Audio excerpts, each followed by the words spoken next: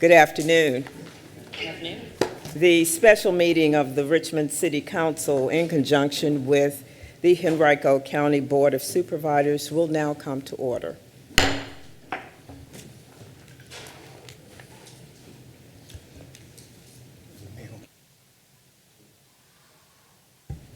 Thank you, Mayor.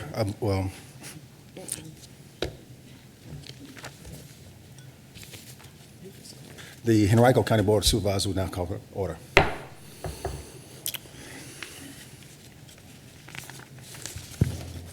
Okay. Well, why don't I kick us off with some table setting here? I'm really grateful that you all have come together as the elected bodies of the City of Richmond and Henrico County.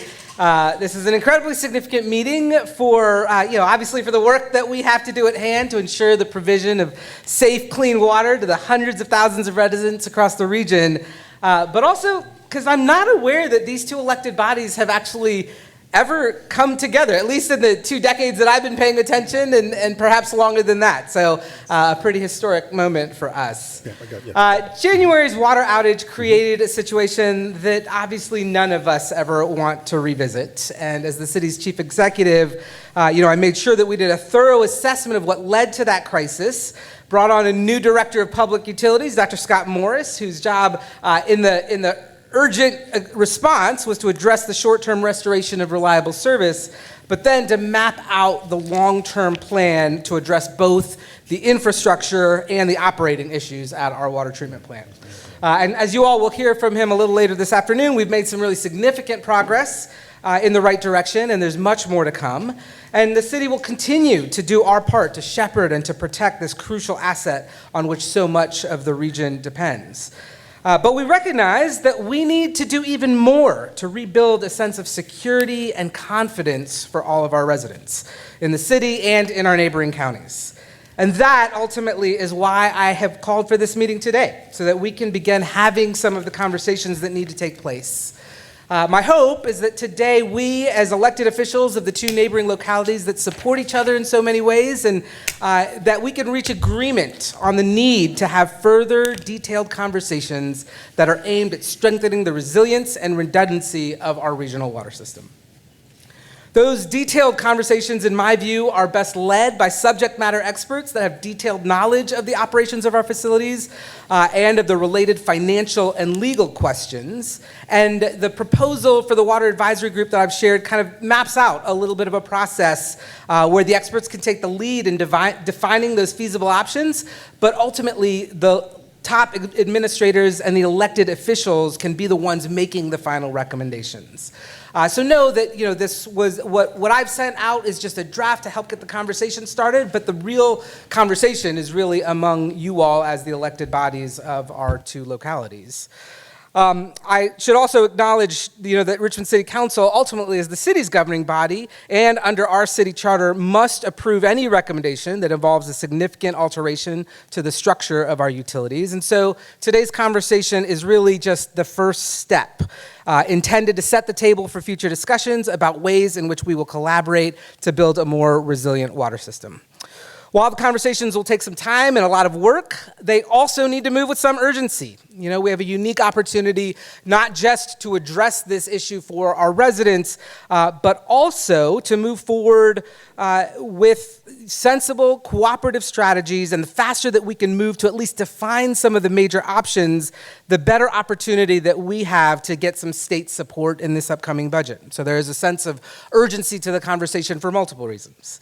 I, over the course of my career, have seen the mutual benefit of regional collaboration, and I'm really excited that this crisis has brought us to a place where we can begin the conversation of better supporting our residents and our businesses across the region. Thank you again for being here, and I will turn it over to our City Council President, Dr. Cynthia Newbill.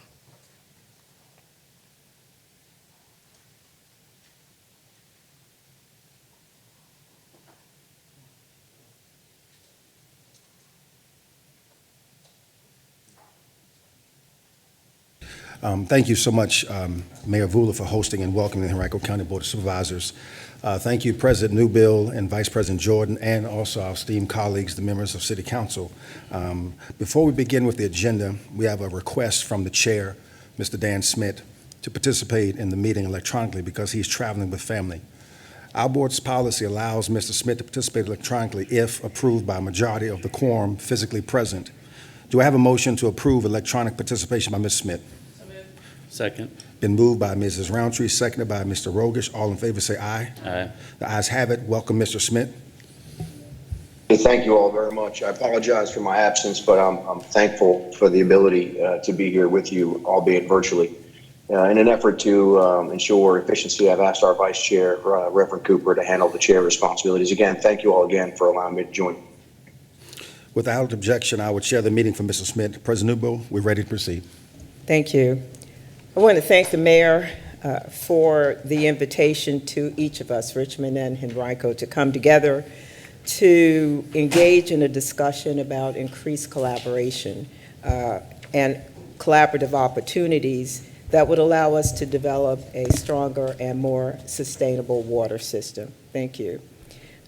Pursuant to today's meeting, the Richmond City Council will meet actually again on Monday, July 7th, and it will undertake a more in-depth conversation, review, discussion, decisioning conversation about for example, the Regional Water Advisory concept paper and other kinds of components that will be shared today in this meeting, and that we will come back with, pursuant to that meeting and those reviews, to share our joint opportunity and positioning. Yes, ma'am. So thank you.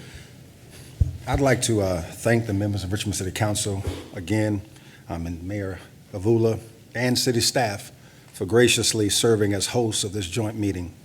It's not easy to align the business, summertime schedules of so many people, so we truly and sincerely want to thank everyone for making this a priority. Joint meetings of this nature are extraordinarily rare. However, this is Henrico's second in just a matter of weeks. We met with our friends on the Hanover County Board of Supervisors on June the 11th. Our presence then and here again today says a whole lot.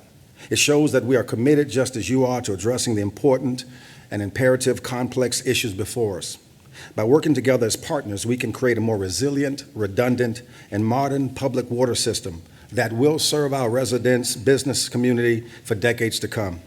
I am incredibly optimistic along with my colleagues because our region already has a strong foundation for regional cooperation. Our efforts have been successful for decades, and they're going to continue. Consider our vibrant and ever-expanding Richmond International Airport, Richmond Region Tourism, and our downtown convention center led by the Greater Richmond Convention Authority. GRTC promoting mobility and accessibility to jobs and services. The Greater Richmond Partnership promoting economic development and public safety efforts, which include mutual aid support and 911 redundancy. Among more recent initiatives, we've partnered together with the nonprofit community to enhance support for those who are experiencing homelessness and are transitioning from homelessness. These efforts have included the Cool Lane Commons Project and expanded capacity at emergency shelters serving adults as well as families. Also, the Central Virginia Transportation Authority is delivering a modernized and enhanced transportation system for the entire region. It's worth noting that the CVTA was created with the support of the General Assembly. It's improving our communities and our quality of life for today. With projects like the Fall Line Trail, it's also helping to quite literally pave the way for a brighter future for everyone. The list goes on and on. In terms of today's topic, our public water system, all of this is to say we can do this. We can do this by working together, by listening to experts and engaging with our residents and communities. Thank you again, and please know that our board and our staff are ready to roll up our sleeves and get to work. President Newbill. Thank you,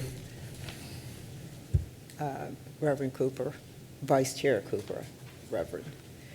We will proceed with the agenda, and so on the agenda, the next section includes staff presentations. And so Mr. Scott Morris, our City Department of Utilities Director, will give a presentation.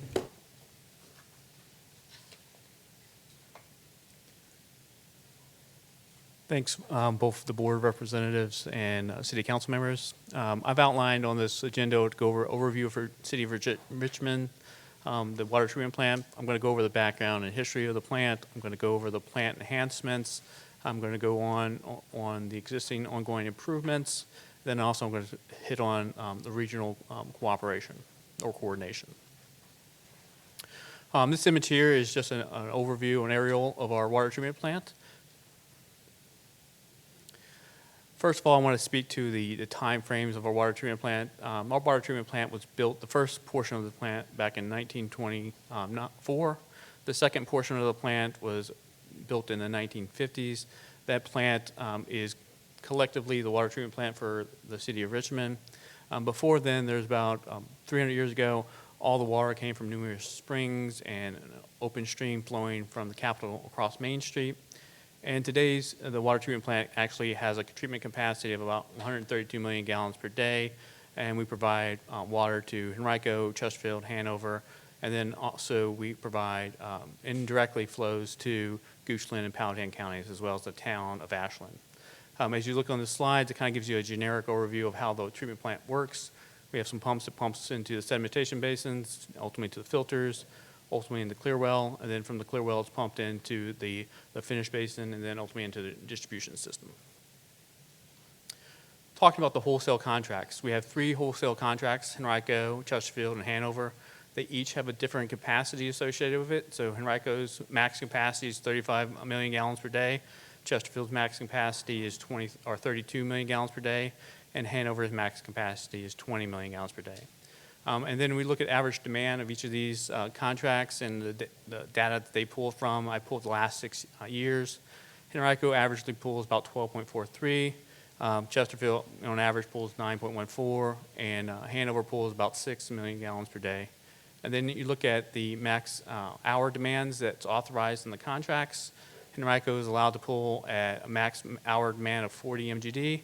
And then Chesterfield and Hanover contracts are structured slightly different. They're just based off max day. They're allowed up to 105% of the capacity. It's in the first max capacity iteration I had in both of the top bullet points. So Chesterfield can go up to 33.6, and Hanover can go up to 21 million gallons per day. And each of these contracts was entered at different dates and then also at different intervals.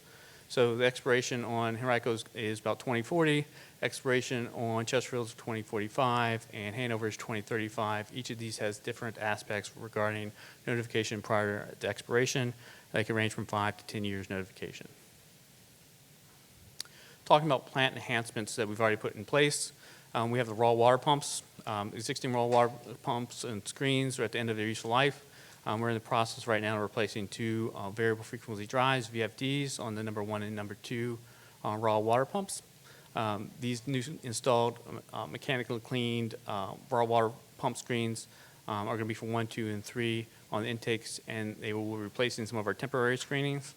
We're about 75% construction complete. We anticipate that we're going to be done with this in the fall of 26, and right now we're working on getting those 2 additional VFDs started immediately or imminently. This is an item that actually came to discussion after the January 6th event, and this is our Substation 1 replacement. Again, this existing structure was near the end of its useful life. We need to integrate the substation with switchgear controls and automation of our emergency generator. We've replaced the main Substation 1 and associated electrical and structural components. We're installing an automatic transfer switch for control of the standby generator. And right now, the status is about 75%. The new substation and controls are on site, and we've also did some demand for the emergency generators. We should have substantial completion for the use of the emergency generators sometime in November of 2025.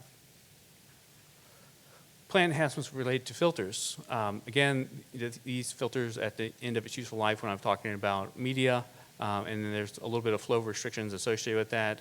We're going to be replacing the 4-way valve and drain valve actuators in plants 1 and 2. Plant 1, we've actually replaced the majority of those actuators. In plant 2, we've gone through and did a lot of repairs. We're going to be going through and replacing the media.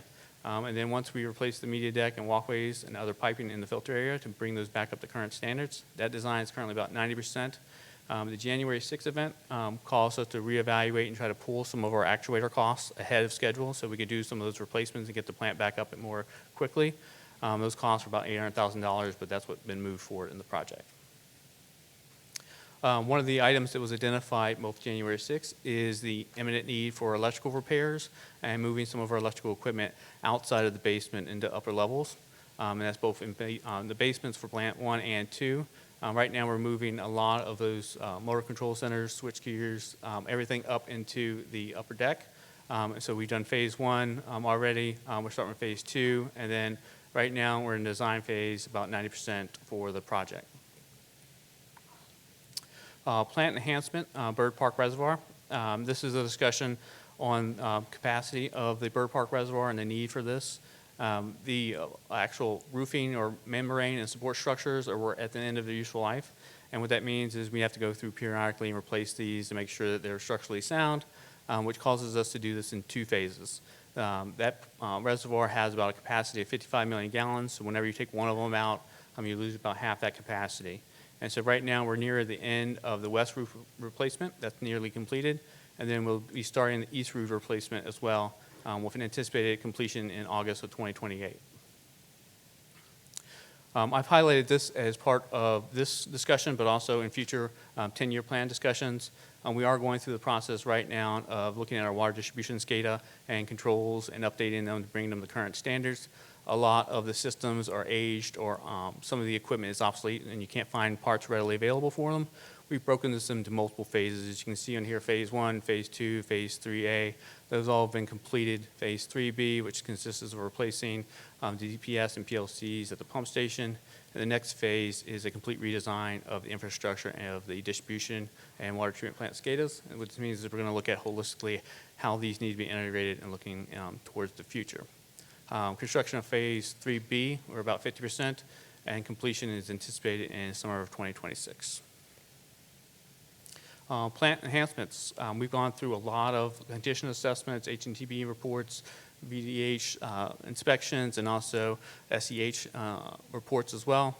And a lot of things have been identified as needing to be done from a planning perspective. We've already gone through and created 52 standard operating procedures. Originally, this number was 58. We've condensed 6 of those and rolled those into the 52.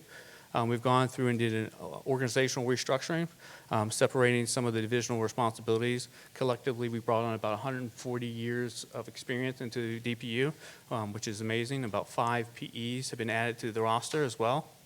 We've also gone through and added additional operational staff. So when we went through and addressed some of the concerns brought up to us by VDH, we restructured the existing staff to accommodate the additional workload that needed to be done, but also added 4 additional positions onto the plant operations staff. So each shift, in essence, has 1 additional person to help out in emergency conditions, but also when somebody calls out, just to make sure that we're fully manned. We've gone through, and in conjunction with the SOPs, we are doing training on an annual basis. These annual trainings will result in additional exposure and experience for the plant staff to make sure that they have the adequate training they need, but also documentation of that. We're also going through right now and doing the drills. This is predicated on getting our SOPs back from VDH.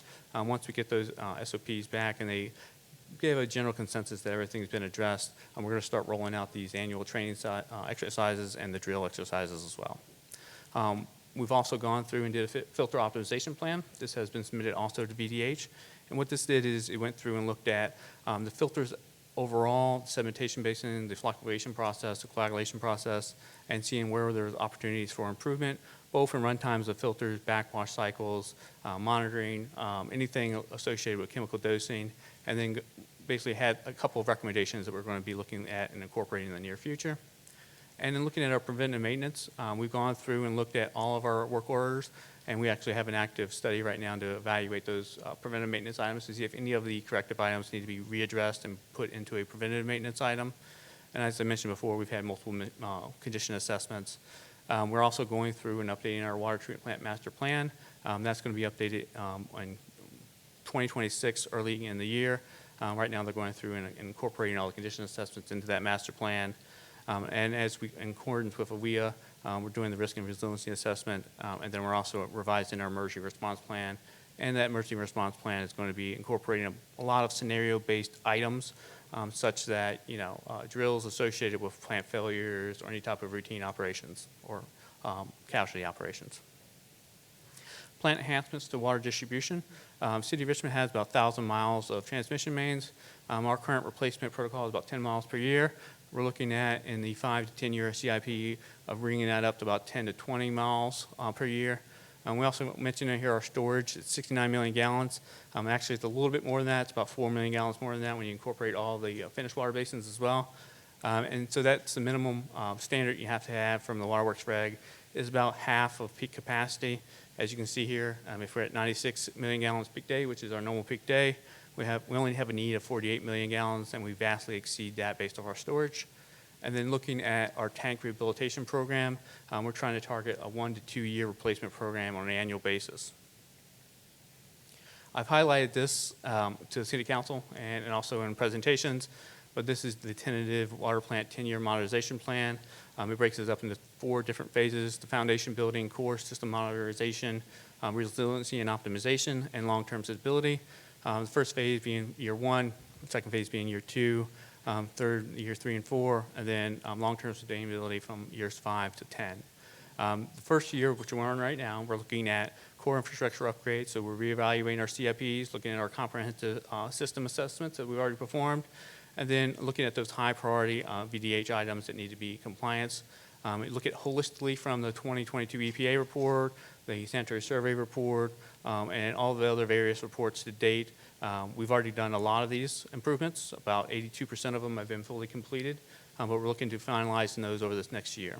And then again, we're looking at our comprehensive, robust preventive maintenance plan to make sure that we're hitting all the targets we need to. And then in phase 2, we're going to look at, like I mentioned before, looking at our SCADA system, looking at how we can phase that in and modernize it, looking at additional primary treatment options we need, building in a redundancy in power systems. So we went through this with the water treatment plant, but also looking at our pump stations to make sure that we have emergency generators there as well to handle those scenarios where we lose both primary and secondary power. And then we're looking at replacing critical aging distribution mains. I mentioned that before. We're going to ramp up our distribution main program and try to get additional mains replaced over the next 5 to 10 years. And then we start looking at, in phase 3, resiliency and optimization. We want to look at complete automation of backup systems, full redundancy of critical components, and basically advanced water quality monitoring, and then looking at long-term viability of major distribution system improvements. Our distribution system is over 100 years old, and we have a lot of ways that we can improve and optimize. So this is going to be a long-term effort, not just a 1 to 3 year effort, more than like a 10 to 15 year modernization and optimization of those infrastructure. And then after that, you're looking at phase 4, which is long-term stability. Look at remaining infrastructure needs, those ones that aren't imminent or urgent needs, but need to be done. And then you're looking at smart water technology. That's looking at how we utilize technology of the century to make sure that we're operating efficiently and effectively. And then we're looking at industry-leading reliability metrics, making sure that we're hitting those benchmarks. And if we do all those things, the last item is we have a fully modernized system. We did most recently reestablish our regional coordination. We do quarterly DPU meetings. I meet with Bentley on a quarterly basis. And then we also most recently did our, since I think 2019, a capital improvement project meeting. This is something that we held on May 30th, 2025. And this is where all the DPU directors and their staff meet and discuss ongoing capital improvements that are being done at both the water treatment plant, but also the distribution system. And this is required by our contracts as well to make sure that we're all on board and agree with the CIP as proposed. In this meeting, we're actually proposing to have a second one. I've teed it up early, probably in the next couple of months, to just go over some of the additions or changes into the CIP. We've also planned to have a regional tabletop exercise that's scheduled in August 25th, 2025. And the intent behind that regional tabletop exercise is to go over emergency response to different types of scenarios, various being loss of primary source water, staffing constraints, cybersecurity issues, or loss of a regional supply. It could be Cobbs Creek, it could be the Richmond Water Treatment Plant. We also not mentioned here, we do a couple of additional items. We also have the Public Utility Service Commission. That's our regional kind of discussion on how we're managing the water treatment plant, both from the water system, and that could be anywhere between water, wastewater, stormwater, or our gas utility as well. And that gives an opportunity for our citizens to give input on how we're operating our system. And then we also have a regional exercise in drought coordination. That's hosted by the City of Richmond as well. We usually engage that when drought conditions start becoming imminent. Right now, we don't have a need for that because we're flush with water, at least from a groundwater and surface water. But, if it comes down to in August, October, when there could be a drought condition again, City of Richmond will coordinate that on behalf of the region and invite all of our regional partners as well. With that, I'm done with my presentation. Thank you, Mr. Morris. The next presentation will be Mr. Bentley Chan with Henrico County DPU. Offer any questions about each presentation? I'm just going by the script they said, so I'm going to leave. Okay. Thank you, members of City Council, for your warm welcome and hosting us today. Thank you, Director Morris and your staff for the continued partnership. I am Bentley Chan, Director of Public Utilities for Henrico County, and I will go over similarly Henrico's system. So we will be talking about the background and history of Henrico's system, the current Richmond contract, lessons learned from the water crisis. Then we will move into talking about Henrico's current water system to include our water treatment facility, Cobbs Creek Reservoir, our capital improvement program, our 10-year capital improvement program, where we allocate our rate increases, future water system, our future water system and demands, as well as our current facilities planning study that takes us to 2055. Some background and history on Henrico's public utility system. Prior to 2004, Henrico purchased all of its drinking water from the city of Richmond and utilized high-capacity drinking water wells in the eastern part of the county.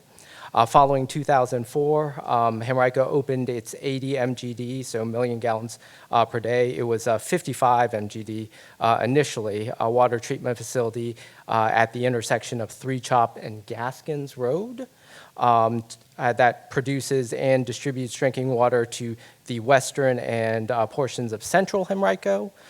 Portions of central and eastern Henrico remained on Richmond Water.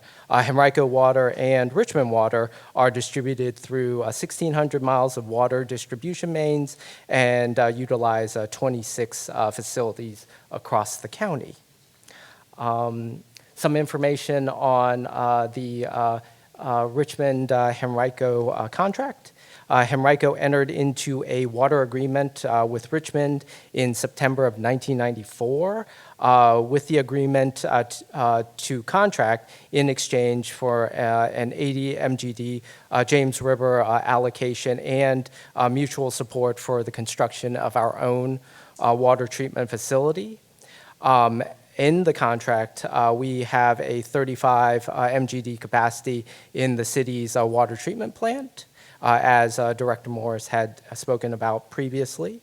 And then from 2007 to the end of contract, the county has a minimum purchase of approximately 12 MGD.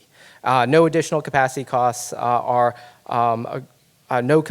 additional capacity costs are allocated to Henrico unless agreed to by both the city and the county. And so this is the quarterly meetings that Director Morris had spoken about. The county may resell to other customers located outside the county with written approval from the city. A yearly cost allocation of study is required to determine the actual cost of service, so both capacity and commodity. Real and personal property taxes are also applicable. Projected water requirements are due to the city each May 1st, and so we send that over for discussion in those meetings. The agreement, like was said before, is in effect until July 1st, 2040, or the agreement shall continue in force thereafter unless terminated by the manager of the city or the manager of the county with 5 years' notice. So some lessons learned from the unfortunate January incident. We we noticed that there needed to be advanced notification and enhanced communication and coordination between both localities on issues. I will say that was done to great effect in this last incident, so we are appreciative. There is an additional need for mutual response and aid in emergency situations, and so we've discussed the ability to have strike teams ready to help each other out in the event of an emergency. Additional need for emergency response exercises and preparation, which Director Morris spoke about. Operational adjustments to ensure service reliability, and so Henrico has done that with our tank levels, as well as knowing where to go and what to do to isolate the county isolate the water systems, and the need for redundancy and resiliency in all of our systems. This is actually a picture of a water main break that occurred in January at Monument and Bremo, and so a lot of work went into repairing that, and it was also in the area of St. Mary's Hospital. Henrico's current water system, again, 1,600 miles of water distribution mains, 26 facilities, which is four pressure regulating valves, 12 tanks, and 10 water pumping stations across 8 pressure zones. The current water system in Henrico, as served by the City of Richmond, we are served across 37 water meters, 30 regular meters, 7 emergency. We take water primarily at 3 locations, 3 Chop, Laburnum Avenue, and Sherm Avenue, and the combined total of those 3 facilities takes 20 of the 35 million gallons per day. And as we found from January, it's 14 locations for us to go and turn valves to do a good isolation between the systems. So the county's water treatment facility, again at 3 Chop and Gaskins Roads, it is our 80 MGD facility. We do have plans to expand that to 130 MGD with a new treatment train, as well as new equipment, And just for context, the county produces on average about 25 MGD, so we do have some capacity in that plant to utilize.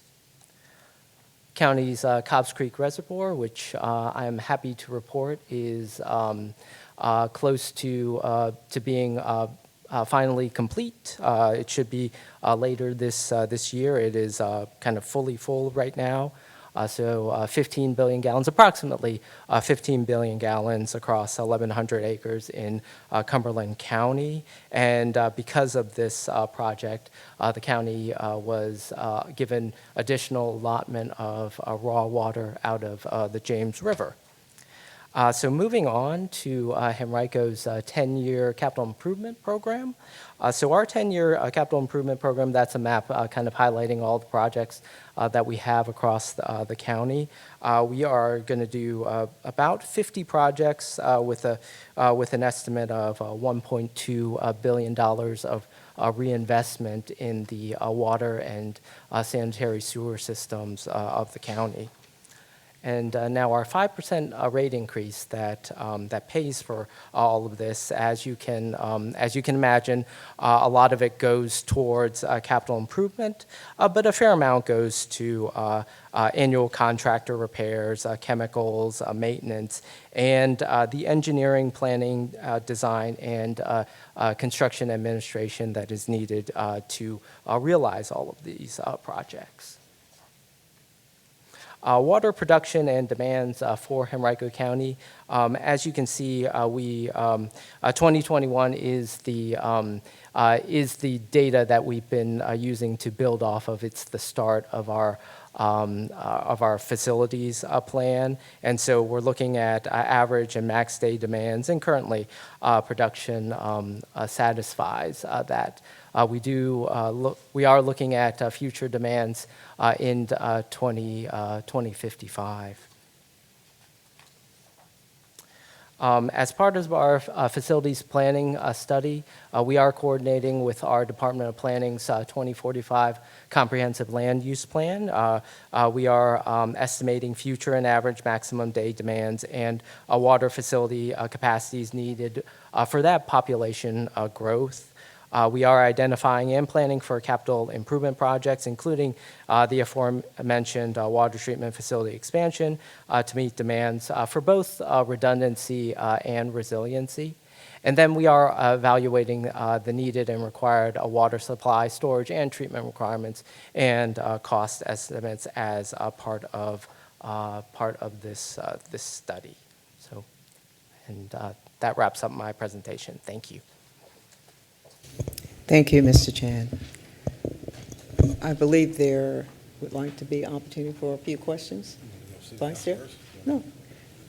Any questions for our Director Morris and/or Mr. Chan at this point? Okay. Colleagues, are there any questions for Mr. Morris or for Ms. Chan?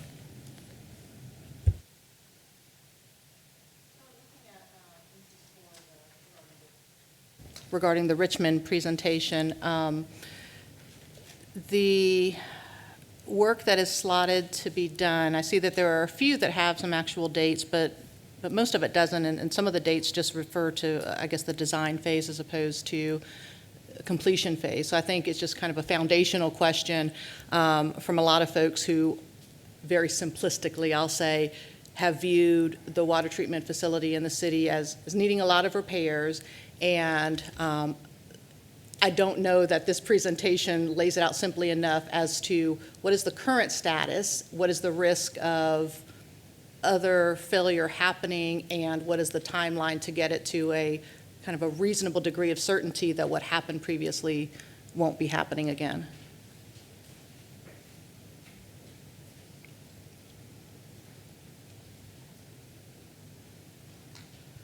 So to answer your question, we've gone through and done a very rigorous review of all the conditions in the water treatment plant. We've addressed all the primary concerns associated with the January 6th event. Most of that was predicated off the use of winter mode versus summer mode in the switchgear operations. That has been discontinued as a mode of operations. We've also gone through and upsized all the UPSs. That's uninterrupted power sources. Those are what actually closes the valves associated with the effluent and potential flooding. So all the imminent concerns associated with the January 6th event have been addressed. These are more included in making resiliency improvements that further enhance the system to prevent any type of reoccurrence or potential issue for all things at the water treatment plant. So we've outlined a lot of things that we're working on, and those are to optimize the plant, but also build in further resiliency beyond that what was minimally required for the correction actions for the water treatment plant for the January 6th event. So as it stands right now is what we're getting from you guys is that you guys don't feel that there's a risk of failure at the water treatment plant at this time. So I'm going to have to address your question with, if you're telling me that all risk is eliminated, you can never eliminate all risks. So what we're doing right now is looking at our conditions and seeing where we can further enhance that resiliency and then build in that additional resiliency. You can probably ask Director Chan over there about his water treatment plant. I can 100% attest to, he'll say that there's not 100% protection against this facility for no interruption of service. He probably would, actually. No. So as far as these projects that are listed, is there a priority to, so based on what you're saying there, these enhancements that are being listed here are not considered to be critical to be completed immediately? So we've prioritized those based off of adding an additional resiliency to the water treatment plant. One of the filter upgrade projects is also in response to the consent order. We entered in a consent order with VDH. So that's an aspect of that consent order that we're reporting on to enhance it further. So when you say priority or critical, you got to be careful in that terminology, but I do believe those enhancements are critical, otherwise we would not be doing them. No, and I get it, and I mean, we're talking in a lot of big words here. I think folks just want to know, is it going to break again? And so just looking through here at what is in the design phase versus what is actually being done, I think it's promising, but it doesn't necessarily, in my mind, answer the question of when is the treatment plant going to be in a state where it's not just kind of getting by, but is more optimally ready. And I don't know that the information presented really answers that question. Yeah, so based off, standard engineering practices, a design could take you anywhere between 6 and 12 months. And the construction, depending on how you phase it in, can take you from 1 to 2 years. So you have to be predicated off that understanding to understand, the timing associated with all these. And you also have to understand that you can't do all CIP projects at the exact same time, so this is a phasing component of this. So we structured this up to stand over, just like I presented on the 10-year plan, addressing the most critical needs first, and then building up resiliency and robustness as time progresses. So you see year 1, year 2, year 3, which will be 2025, 2026, 2027, and hopefully in 2028, building up that additional layer of resiliency, which kind of outlines all those projects in that presentation. So would it be fair that this is also partly a funding issue as far as the timing of it? There's always a funding constraint you have to consider and figuring out how you can address both the affordability rates, but also getting your CIP projects done in a timely manner. One of the things we've initiated now is not only looking at the 5-year CIP, but a 10-year CIP to make a more robust training exercise and evaluations to make sure that we can increase the rates as slowly as possible to meet the funding needs that we have. Is there anything that is currently in existence or being proposed, for that matter, that guarantees that funds that are received pursuant to these contracts go directly into the improvement and maintenance of the water facility? What do you mean by that, ma'am? Meaning the funds that are coming in from the contracts are helping to maintain the facility? Yeah, so all the contracts that are awarded are associated with the CIP program to make sure those are done. We have also gone through and had a discussion with our procurement team to make sure they have the additional resources to provide the support to execute these contracts in a timely manner. We just gone through and added 2 additional funding positions to procurement, and that aids in the capacity of them to make sure that these projects get through actual award of contracts, but then also get to execution. So am I to take away that as far as what's been listed on this presentation? I'm sorry. Yeah. If you would finish that question, and then I want to make sure that if there are others, we get to them as well. Oh, And then I'll come back to you. No, please finish the last. That what's been presented as far as work to be done, that the city is comfortable that there is funding for it? The budget gets afforded or approved on an annual basis, and so it's predicated off of every year going through a rate model evaluation to see what additional funds may or may not be needed based off priorities of projects that get added to it or reprioritization of the timeframe associated with that. But that has to happen on an annual basis and has to go through City Council. And so I've gotten general support from City Council to make sure that we can fund these critical projects. But again, we're going to have to go through the rate model analysis and see what that actually ends. And I can't tell you right now, based off of changing or reprioritization of projects, what that rate would be until we do that rate model input. That's similar to how Director Chan does his operations as well. I'll yield to a colleague. Mr. Vice Chair, just a couple of questions, just kind of on the rates, but your 10-year plan, first of all, you've done an amazing job, I think, of getting at least the plan up to presenting to us. I thought it was excellent. The 10-year plan, that cost is roughly? So we haven't gone through and expanded out the 10-year plan. We've Okay. gone through the 5-year plan that was recently presented to the City Council. And that plan had a lot of costs associated with it, roughly $250 million in that 5-year on the existing plan. When you go through and add these additional enhancements, you can go through and look at all the additional condition assessments, all the reports that have been generated, varying degree of what those actual costs associated would be. But you can look at the SH report, and they looked at potentially, I think, just shy of or just over $60 million in some of the additional investments they thought would be needed. But again, some of those were already incorporated into the CIP program, and so not all of that cost will be associated with that. And again, that's only based off of critical needs, not added resiliency or redundancy associated with the system. So until we go through that rate model input and then adjustment in our master plan, which is scheduled for January 2026, then I'll give you that holistic viewpoint of all the costs associated with that. And just one follow-up question, Mr. Vice Chair. the rate increase, we learned, again, some of us are pretty new on the board, so we're learning a lot about the water and the rates, et cetera. But we learned this year, in Henrico, we've increased them about 5% a year for the past 20 years. A couple of years have been a little lower, but basically almost 5% a year.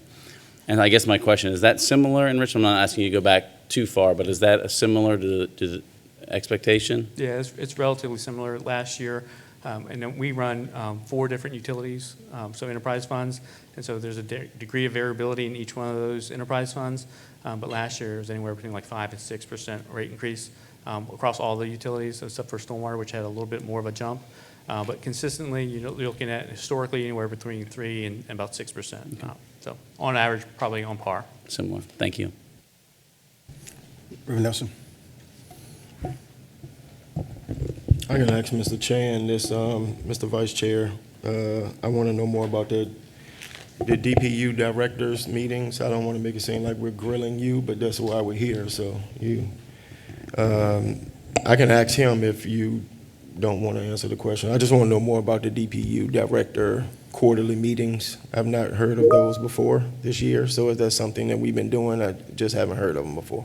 Yeah, Billy Moore can join me, but that was something that was established a long time ago, and that intention behind that was to have routine meetings with both the Chesterfield, Hanover, Henrico, City of Richmond, to address any type of concerns that may be imminent and make sure that we have that ongoing discussion, mostly to resolve any kind of issues before they become present. My predecessor had those routine meetings with Director Chan, and prior to her, that utility director as well. But you're more than welcome to join in that discussion. Is that you comfortable with that answer? It is. Come to the mic, Billy. Yeah. Yes, sir, it is. And with Director Morris in his seat, those meetings have been more frequent, and there has been more frequent communication, both by kind of on all channels, phone, email, whatnot. I think I call them every week at least one time or twice. So what do you guys talk about? I'm just curious. Some of it I probably can't do in a public forum because it does talk about critical infrastructure. But yes, we talk about the needs of the utilities. Some of those, we've had recent conversations on staffing constraints. That's all a major issue with us, basically making sure that we have staff available to man our plant operations. The failure rate right now for plant operators is very high when they've got to go through the licensure process. So that's not only a regional concern, but also a national concern as well. And statewide concern. So just talking about how we can satiate that in the event that one of us needs an operator, those type of discussions. So you guys talk about shared personnel? We talk about anything and everything. Shared personnel, operational issues, budget constraints. I've even talked to them about ongoing projects to get their input on just concepts. And then he tells me about things that are working in his AMR system. I tell him how things are working in my AMR. And then we just, collectively talk and discuss and see if we can make improvements with both systems. Okay, all right. Okay. Well, respectfully, I think, I'll hold my comments. I don't want to, I'm trying to get used to how we do things. And Henrico, we just talk until we're done. But if we have a time, I'll just wait until I can talk again. Well, I'm wanting to be vigilant because we have a time constraint in terms of the meeting. You had a hard stop, and I want to make sure that everyone has an opportunity to ask questions and then come back around to next steps, which I'm going to punt to our mayor in a bit. But Councilmember Gibson? Before you go, can I ask a question? Because, I'm going to ask a question, too. Can I just ask one question? This might be for you, Madam Chair or the Mayor. I know that you all had a modernization meeting, I believe it was on May 30th, I believe. And I know there were some CIP issues on it. Are those CIP issues funded? Is there a funding source already allocated? Because I know because you broke it down in two things. You broke it down into critical and resiliency redundancy. I'm just trying to. Yeah, when we go through Right that back. assessment, we go through and look at both the ones that were approved by the budget, but also potential upcoming future projects. When we go through our rate model, we do that in roughly like August, September. That gets us our new output, and when we start incorporating our budget in place. And so some of that's a viewport into the future needs. And so not all of them are currently funded, but some of them are, and it goes over the process, both the status, but also any changes. When you look at capital improvements and joint costs, there's an aspect on there you have to make sure that everybody's familiar with and understands the portion of the cost that's going to be incurred when they do their rate model input. And so the real intention behind that meeting is twofold. One, to go over the CIP to make sure everybody's cognizant of all the capital projects that could come into play, but then also allow each of the members to see what that impact would be to their rates so they can incorporate that into their own model. Thank you. Councilmember Gibson? Thank you. I appreciate the opportunity to meet with everyone. Many new faces for me. I'm also new on the body, and to talk about how we can best serve the needs of residents in the greater Richmond region. Without question, the incidents that brought us here, I think, are a result of systemic problems that are decades in the making. And I think that coming together to discuss them is a critical step forward, because these are issues that we cannot allow to repeat, especially now. You all may not know me, but I'm not one to avoid the elephant in the room. So I'm going to talk about data centers. One stat I've read more than once is that a simple AI prompt, which generates a 100-word response, consumes a whole bottle of water. The impact of these data centers on our water usage is mind-blowing. And as public bodies, I think we have a responsibility to ensure that our residents are not shouldering the burden of the cost, both financial and environmental. I promise you I'm not being a tree hugger here. Environmental issues are near and dear to me, but the reality is that, right now there are headlines in Texas about a looming water shortage in just 5 years. And there are a number of reasons for that, but there's the number of data centers there is one of them. And the surge in data centers that's happening in Texas, it's happening in Virginia too. I just read an article published by the Environmental and Energy Study Institute. This came out last week, that highlighted that in 2023, data centers in Loudoun County used 900 million gallons of water. In Northern Virginia, it was 2 billion gallons. This is a 63% increase from 2019. So given the reality of this, I personally think we'd be sitting here together talking about this regardless of the water shortage that we had, or the water outage that we've had this year. So I really appreciate, the words of Council President Newbill, who spoke that, yes, as a body, we were going to come back, we're going to talk more about this, because there's a lot to talk about. And so I just want to highlight some things that I think as a body and hopefully as a region we'll be talking about together. One, it's important, given that reality, that we have a breakdown that Richmonders can see about where our water projections, what our water projections are, and what's driving them. We aren't building data centers in Richmond like we're seeing in surrounding counties, including Henrico, but I want to make sure that Richmonders and residents in the greater region aren't shouldering the costs of that through rate increases. Similarly, in Richmond, we need to identify infrastructure investments that are going to be required as a result of all the changes we're making in density. This is key as we're looking at our zoning maps on a broad scale. I think there needs to be a third-party assessment on our collective infrastructures. We have a 100-year-old water treatment plant in Richmond that will need investment. But look, when I watch the news, it's clear that there are decade-old pipes and water mains that are breaking in Henrico too. Another third-party analysis I think we need is an assessment of equity in the system that we have to ensure that everyone, every neighborhood has access to clean water, but also that there is an assessment of our shared responsibilities. One thing that I'm a bit disappointed it didn't come up in the discussion today. I read the Virginia Department of Health memo regarding the May boil water advisory, which impacted every resident in my district. And the report noted that after the city's request was made to our county partners to cut and reduce water usage, the water intake increased at Henrico Water Pressure Control Station on the morning of the May boil advisory incident. And look, no one is perfect. We're human. But as we look to improve collectively, we need an honest documentation of what brought us here. We need to also consider the impact of workers at the plants. These workers are all of our residents. And we've been doing important work in Richmond to ensure that our workers are earning a living wage, and I don't think we can, in good conscience, shift our workers to localities that pay less. Tomorrow, as it turns out, our labor is the first day of our laborers' contract under collective bargaining. Also, if there are changes that happen as a result of this that requires a potential reduction in force, perhaps we find some redundancies. This is critical for us to understand sooner rather than later as we're making these decisions. Also, I would love to see our discussion of a regional partnership extend to the combined sewage overflow.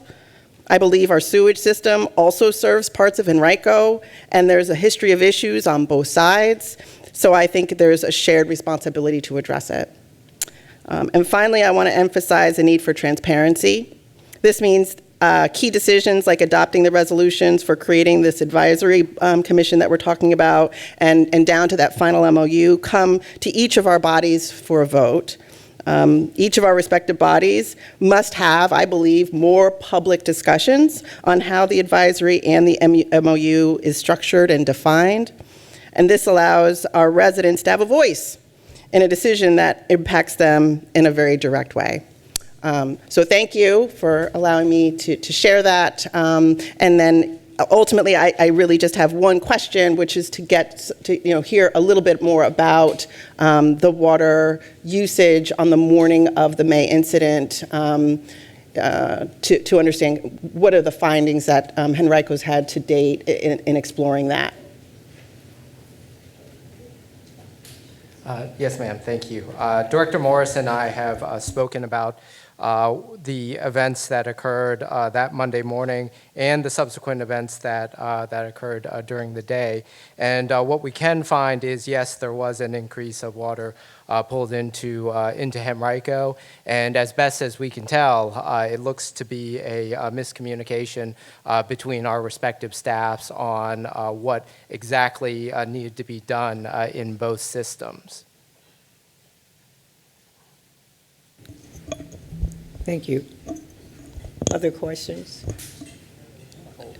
I did want to ask, to Councilmember Gibson's point, Director Chan, in your water production demands, the current demands versus future demands, do those future demands just account for population growth, or do they also account for the onboarding of data centers in Henrico County? So not specifically data centers, but our facilities plan, as you may recall, we talked about close coordination with the Department of Planning's land use. And so if a piece of land is designated residential, there is a kind of gallons per day allotment that is needed to serve that property. And so the two things, population growth as well as land use that is projected in 2055, not necessarily a specific industry. But so am I to understand that this is sort of a moving target then based on future land use and rezoning? Yes, ma'am. So it is it's the best information that we have today, and knowing that this is going to be a living document, just like facilities planning in Richmond, as things change, as things come about, like the model is rerun, and we figure out what is necessary to meet those needs as they come about. But that could require additional demand on the Richmond system based on your maximum allotment MGDs per day from Richmond, correct? So currently, our contract with the city of Richmond runs through 2040. And beyond that, there needs to be discussion on what happens. But the contract limits us to 35 million gallons per day. And so far, that is the allotment that we're taking from the city of Richmond. Okay, thank you. Thank you. Madam Chair, can I just interject real quick? So for us on our side, it wasn't an issue of not having access as far as demand, but it's access. So can you speak to real quick the usage of the semiconductor plant that was there compared to data centers there now? Yes, sir. White Oak Semiconductor, that was slated to open in the 90s, had I believe it was around 20 to 30 MGD allotment of water. And today it's like a third of that. And so there is additional supply allocated for that area. Where Henrico has a challenge, and we found that out during the January event, is moving additional water from the western part of the county to the eastern part of the county. And just for clarity, there is an obligation in the contract for them to give us updated 10-year projections on the average use and peak day. So every year, Henrico County submits to the City of Richmond updated revised projection for the next 10-year interval. Their contract doesn't have any additional capacity adders to it. So if we were to go through and modify their existing contract, that would have to go forward both boards and City Council to get that approved. Thank you. At this point, we seem to have addressed, at least for the moment, questions. We know that there will be a deep dive as the work continues in whatever the forms it takes in terms of further collaboration. All of these kinds of items will be addressed. And so what I'd like to do now is punt to you. I'd like to say thank you, Director Morris. Thank you, Director Chan. And I'd like to point and punt to the mayor for next discussion and next steps. This doesn't work. Thank you, President Newbill. We have about 30 minutes, and so I'd love to just turn it back to you all for comments, because I think, as I stated in my opening statement, one of the things I'd love to come out of this meeting is a sentiment around how do we pursue the next steps. The idea that I put forward is for us to have a regional water advisory group where we have representation from all 4 counties and expertise from utility experts, elected representation, and administrative leadership representation. But that's a starting point. So open to whatever direction you all can give. I do think we need to have some group of people who is putting pen to paper and looking at the financial complexities and then looking longer term at the engineering feat in terms of creating a more redundant system. But I think my hope for today is that this discussion is happening and that there's a sense of, yes, let's take a step forward in pursuing a regional cooperation, understanding that the devil's in the details, and we've got to work out those details and present them to City Council. Thank you, Mayor.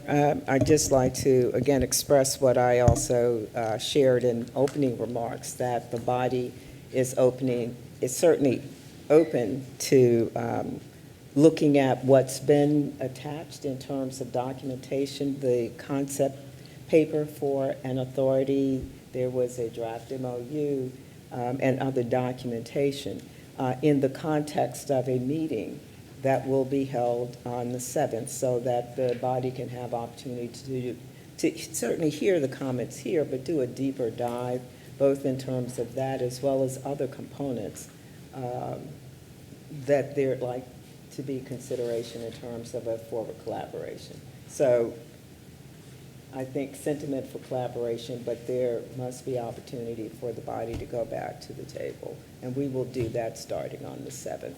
And like I said, the concept paper that's included here is certainly a place we will start. The comments that have been shared, feedback that everybody's been receiving will be taken into consideration and then forthcoming in terms of, what that looks like from council's perspective.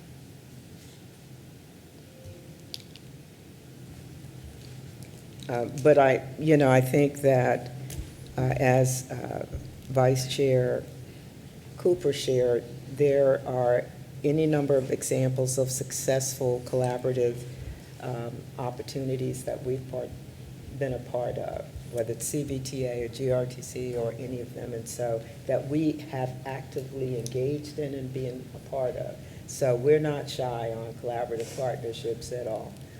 but do want to do a deeper dive and a more extensive conversation. So, Is there any more Madam Chair. direction you all can give me and our team as we're thinking about how to, what next steps to take with the Water Advisory Group? okay. Member- So, and that is, the next, once that the body has the meeting, it will come back with next steps and recommendations regarding a water advisory group, regarding what it sees as a path forward, et cetera, et cetera. So, Okay. I don't want to overlook Councilmember Robertson. Thank you. A question, She has a Councilman? question. I have- Okay, Councilwoman Jones. Thank you. I was just wanting to know a little bit more about, you mentioned the advisory group. So is this group already established? No. So what I recommend as a next step is, because you all ultimately are going to need to make a decision on, are we taking a step forward in regional cooperation or not? If I were in your seats, it'd be hard to take that step without like an actual proposal that is looking at, what are we talking about in terms of financial investment? What are we talking about in terms of shared decision making? What are we talking about in terms of, what opportunity do regional partners have to help prioritize capital investments, as one example? And so my recommendation is that we have a group of regional experts that comes together as an advisory group and actually does some of that work, actually puts together a proposal where we say, okay, this is how much investment we need in the water treatment plant moving forward and the whole water distribution system moving forward. And this is how that investment would come about. Some regional investment, some state investment. And as I've shared with most of you, my interest is making sure that we have a safe, resilient, redundant water source for the whole region, and that we're protecting the ratepayers in the process. And the more collective investment goes into that, the more state investment goes into that, I think that's our best shot of being able to do both of those things effectively. And so is that any different than what Director Morris and Director Chang, is that how you say your name? I'm sorry. Chan, they're already doing? Is there a reason why we need to put another body together when they specifically said that that's kind of what they're doing now? So I'm just trying to get an understanding on if that is already happening and we can then pull from that information and that feedback, what is the need for an additional body? Because that's what it sounds like we are adding. Yeah, I'll let, if Scott and Bentley want to answer it, but my answer to that question is that they currently meet to talk about operational issues and then to talk about, things in the context of our existing contractual agreements, right? And, Henrico will continue on that track till 2040, Chesterfield and Hanover the same. At some point, like at this point, I think there's the opportunity to rethink both that contractual arrangement, right? Like, if Henrico is going to continue to invest in their systems as their population grows, as they build that system, does it make more sense to co-invest in a water treatment plant? And does that serve the region better? We have an opportunity, to go to the state for money and see if the state will help support investment in this water treatment plant. And ultimately, again, that protects the ratepayers and accelerates our path to modernization. So I think this is a great opportunity for us to come together and to say, are we building a better system by investing together in that system, or do we continue with things the way they are? Thank you. Councilwoman Robertson, and then we're Thank you. going to go with closing remarks. Thank you, Madam Chair. Greetings, our dear friends Henrico. One thing I do want to make sure that we resolve. I want to make sure that that we answer the question as it relates to the capacity of Richmond to continue to provide our contract obligation. Our plant And from my understanding, and we can have folk to address that, there is no reason for you to be concerned that our plant is not capable of providing the contract obligation that we have, and even above the capacity that we are committed to.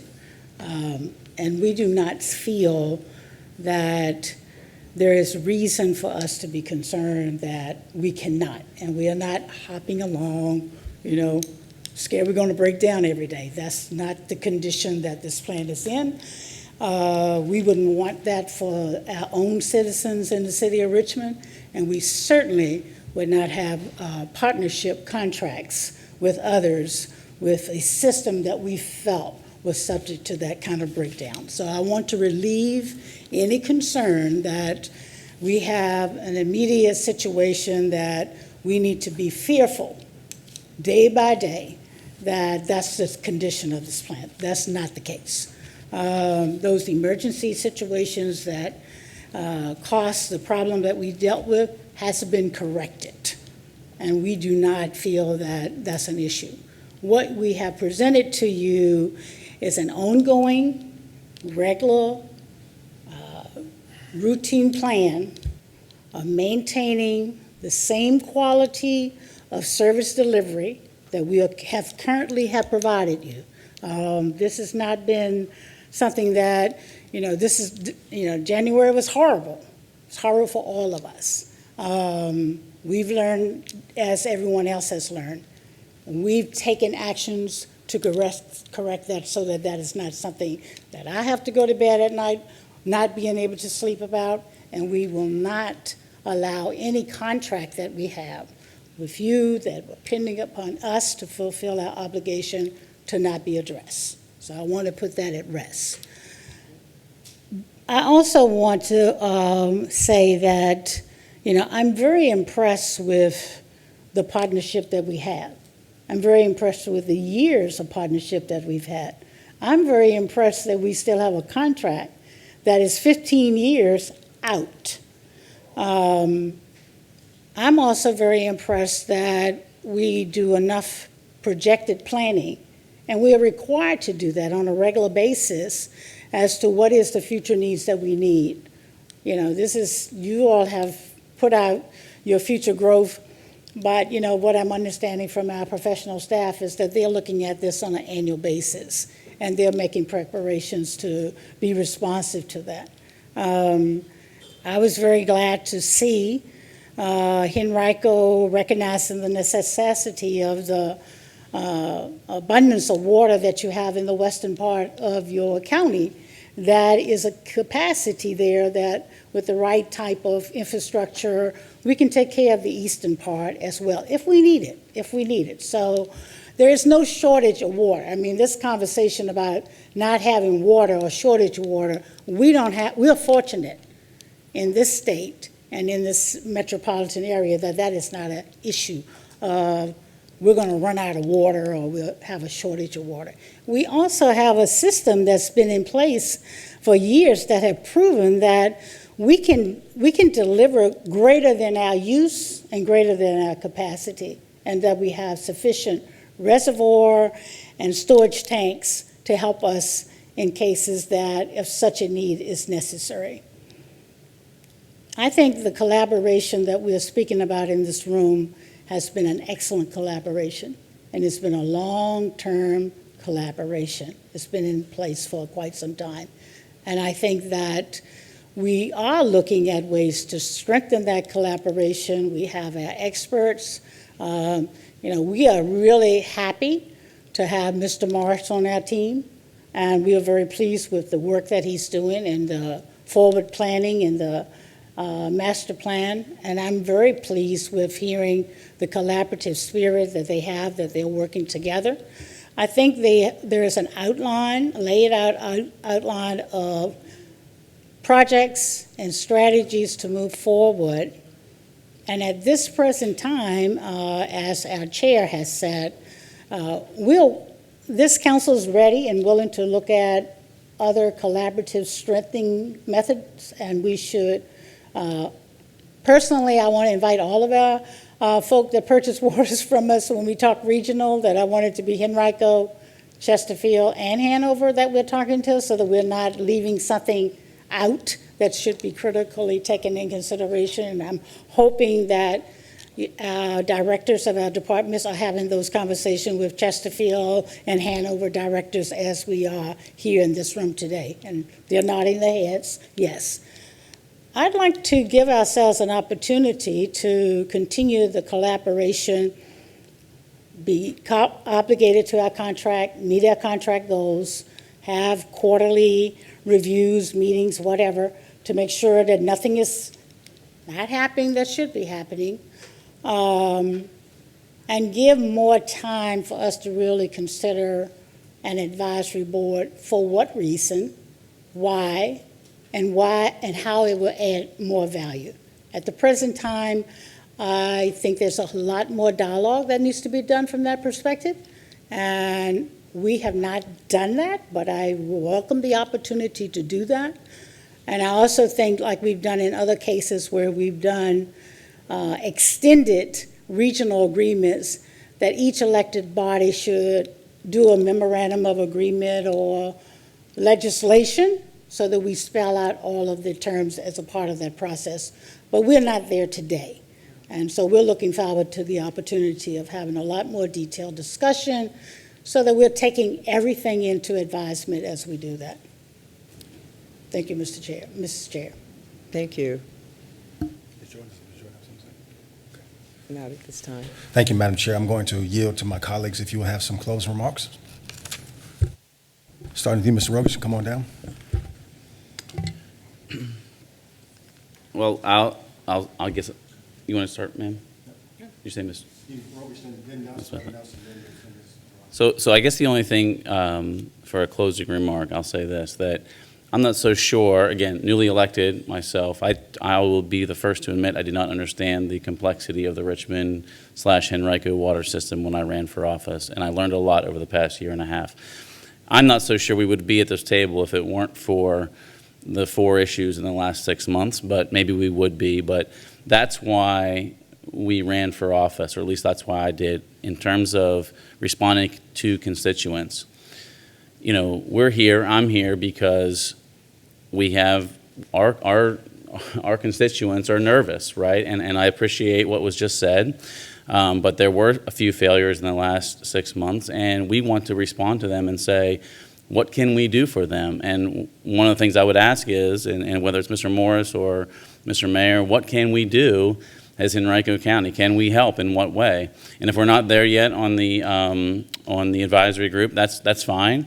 But I just know that if there's something else we can do from Henrico's side to help, I want to be responding to my constituents to say, and just like you do, we all want to make sure that everybody has clean, safe water. It's probably one of the most important things that we do in government, at least local government. So if that's where we are, that's fine. I think that long-term planning, we have to do what the long-term planning is. And you know, it seems like we have plenty of water. We know how much we can pull from the James River. We know how much you can pull from the James River. We have enough water to service our customers near and far. So if we're not there on the advisory group, then that's fine, but that's my statement. Thank you, Ms. Rogas. Reverend Nelson.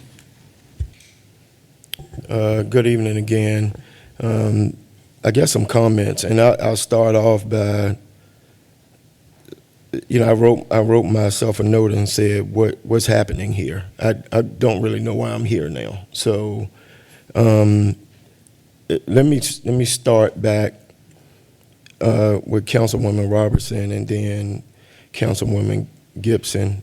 Councilwoman Robertson and I work on a whole lot of regional bodies and working together.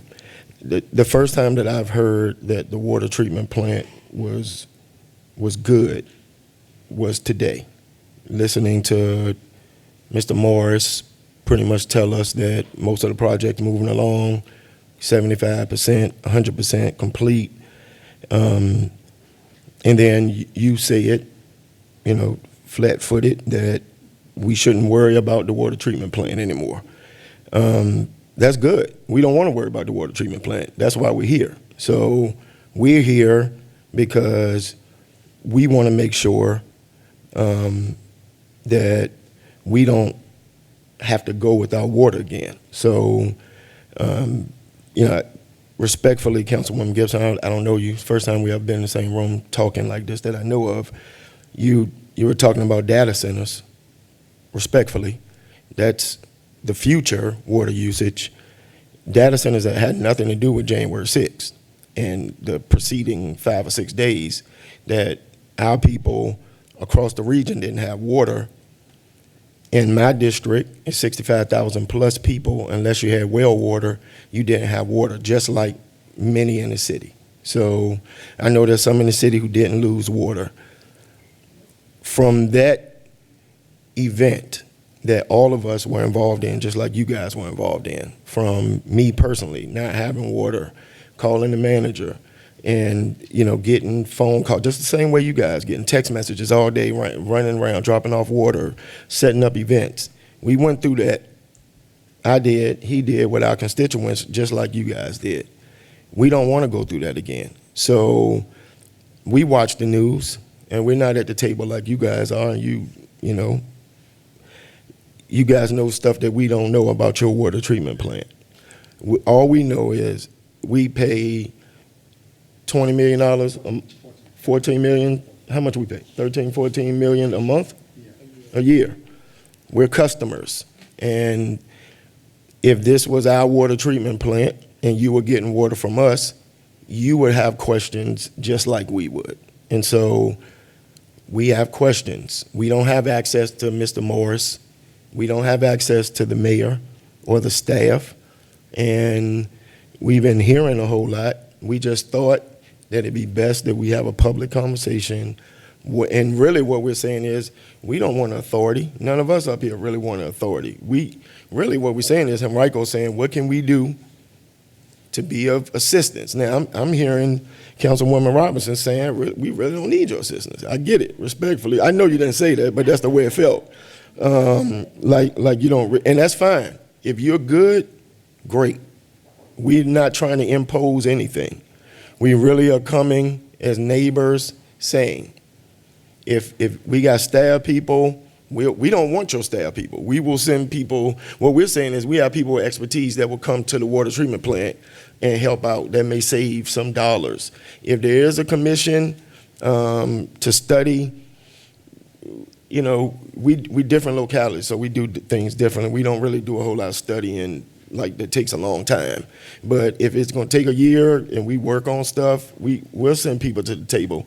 But I don't want you guys, and hopefully I speak for my colleagues, I might be speaking for myself. I don't want you guys to think that we're trying to force anything on you. We're not. We're not trying to in any way say that Richmond can't take care of its own water treatment plant. What we are saying is we buy water from you. And our people, respectfully, y'all don't represent them. We do. And we're on the outside. And so the only thing, the word that I have to go on now is Councilwoman Ellen Robinson said we were. No, y'all laughing, but I'm serious. That's what I'm going to say. Councilwoman Robinson said it's all good. The water treatment plant is fine. Morris stood up, gave us this great presentation about all the projects. So, okay, I can sleep at night.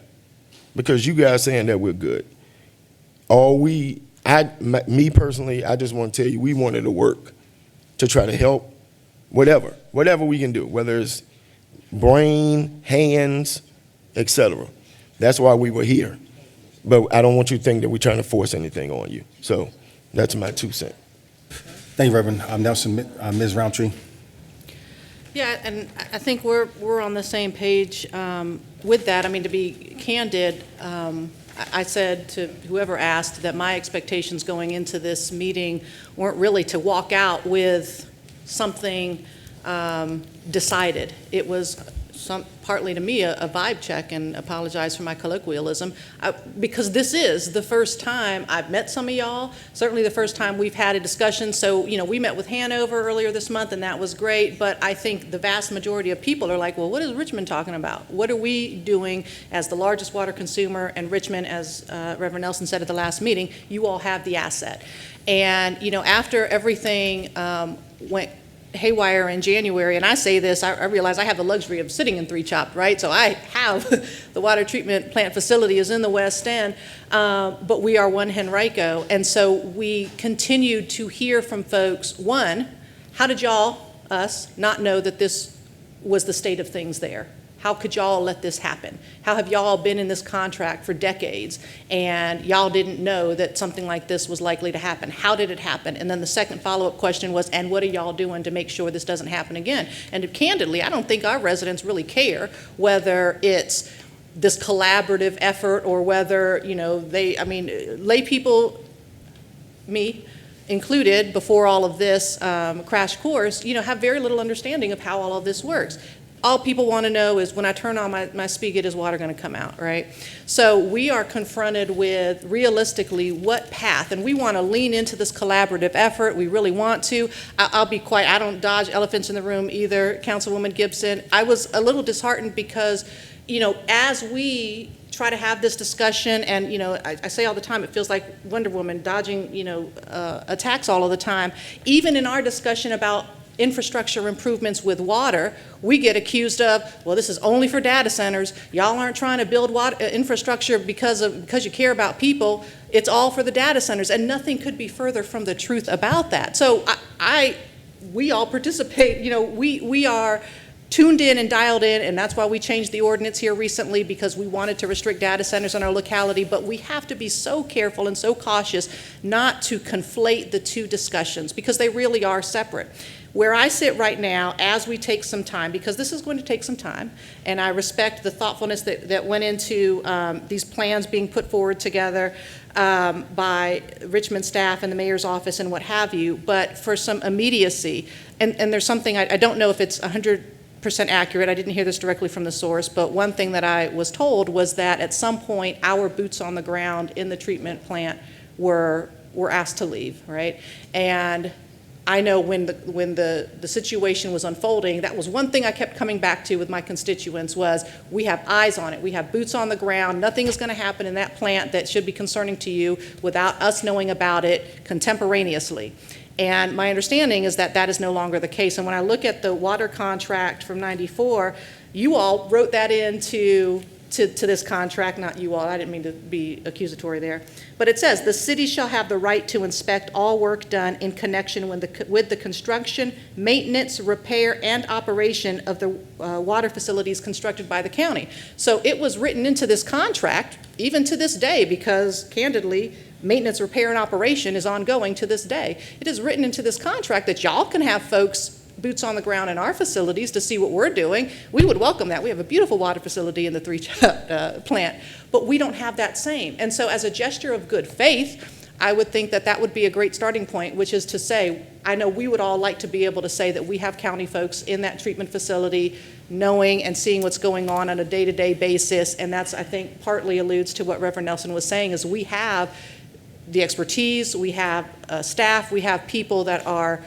eager and happy to go in there to truly embrace the spirit of collaboration. So I am all for having ongoing discussions. The timeline worries me a little bit just because I know that talking takes a long time and our folks want to see definitive action sooner rather than later, and that's why I harped so much on the deadlines or the non-deadlines that were in the presentation, because those are the questions we're going to get. When is something going to be happening? When is something going to be changing? So in the meantime, that would be something that I would love to see as even as a starting point. But other than that, thank you for the collaborative effort. I look forward to seeing what comes. So I just want to say, I echo my colleagues. So Reverend Nelson and myself are the eastern part of the county. And for us, it was not a water shortage. It was not a capacity issue. Our average consumption is 12.43 gallons a day. Max is 35. It doesn't matter if it's 35, we can't get water. So my job is ensure that my residents going forward, this doesn't happen again, because quite frankly, a lot of our residents didn't know that we were under contractual agreement to purchase water from Richmond. And we are. We got into that in 1994, it doesn't expire to 2040. The manager will tell you, and I brought it up publicly, 2 weeks ago, we won best tasting water in the country, Henrico. And I sent him a message saying, please don't put that out yet, because I've got some residents who might just say, well, my water doesn't come from Henrico. So the goal for all of us should be making sure that regardless of where you live in this region, that everybody is getting the same quality water, whether it be residents, our businesses, and I believe we can work toward that. None of us can change the past. The infrastructure issues, the deficiencies of the plant, the lack of money that is available to put it, we can't change any of that. But what we can do is make sure that the path forward is what we concern ourselves with and focus on. And so I promise my residents, almost 70,000 of them, that I will make sure that this will never happen again. And I'm going to work diligently with my colleagues to make sure it doesn't happen. Madam President, thank you, Madam Chairman. Thank you. I want to say thank you to certainly our Henrico Board of Supervisor members, staff, and certainly my colleagues. I want to say unequivocally, the City Council is committed to the same level of service that everyone should expect. Extraordinary, strong, sustainable service, period, in the paragraph, without a doubt. And we are committed to making sure that that happens for Richmonders as well as our partners in this effort. Bar none. We have staff who've been brought on who are extraordinary. He didn't have the 46-slide presentation that talks about all that we've been looking at in date and time, but this is not a minor matter for us. This is a serious matter. Health, safety, well-being, Richmond, Henrico, Hanover, Chesterfield, and other we are committed to this and committed to working collaboratively, as has been demonstrated in other scenarios. We are also committed to making sure we do due diligence in terms of ascertaining what that will look like, whether that's staffing, whether that's advisory, whatever. It can take any number of forms, but we are committed to making sure that that quality is provided across the region, period. And we're getting to the table to further vet certainly some of what we've heard today, information we've received in the intervening period, to begin to articulate back, so what does that look like, short-term, intermediate, long-term, and to have a sense of urgency in that commitment and articulation. So I, again, want to be clear, we are in, every single member here, and we look at you as partners, as you have been for the years. We're partners in this, and how we move forward becomes even more critical in making sure we don't have repeat circumstances that none of us want to have our citizenry have any current concerns about. So we will get back to you, Mr. Mayor. I'm not sure if there's, can't see, I'm sorry. Okay. So I will take, excuse me, the mayor will take, I'll punt to the mayor will take, and be responsible for the communication back.